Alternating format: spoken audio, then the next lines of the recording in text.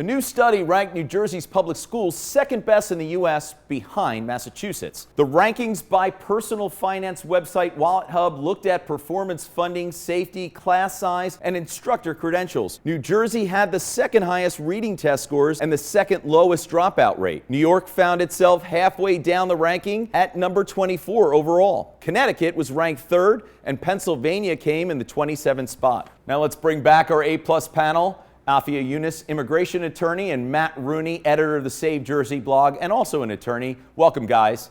So, Matt, I'm going to go to you first. Great news about New Jersey's ranking, but we've talked a lot on this show about what residents pay towards education in way of taxes. Are we getting what we pay for? We're not. And I'll tell you the number one reason why, Bill. We have a higher percentage of high school students leaving New Jersey when they graduate high school and not coming back than any other state in the union. I think Texas is the next behind us, and we're twice as bad as they are. So we're essentially spending all this money to train other states' workforces. Is that a success? Not really. And that's even before we get to the fundamental flaws in this study. But there's nothing to celebrate that I can see. Afia, Matt makes a good point, but when people are looking at a place to locate, don't they look at schools as one of the number one reasons? What do you think?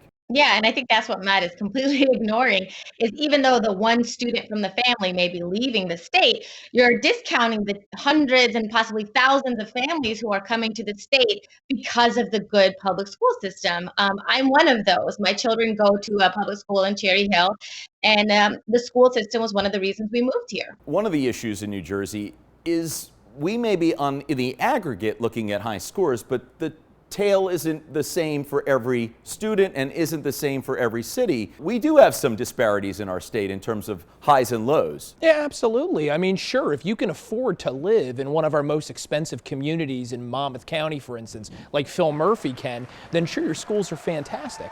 But many New Jerseyans are finding that when they move here, they're in a district that's actually underperforming, despite the fact that we spend tens of thousands of dollars per student every year in state aid. And that's before we even consider, Bill, whether or not we're even ranking these schools successfully. I mean, teacher credentials, that sounds like a wonderful thing, but are we turning out kids that are actually ready to get jobs in the workforce, or are we just testing who's the best at taking tests? Well, I'm commending Matt on turning a good story into a bad one, but I think this is great news, and I was really happy to see that we're second in reading competency because there's so many studies showing that reading competency is indicative of success in later life. So I was happy with this. With all due respect to WalletHub, the ultimate indicator is the people running for the exits, and that's what we've got in New Jersey. So how you can spin that to a win, I don't get it. Well, listen, the good news is sometimes bad news too, but I think for all in New Jersey, it's actually nice to see us being recognized at a national level for something good for once. We're going to leave it there.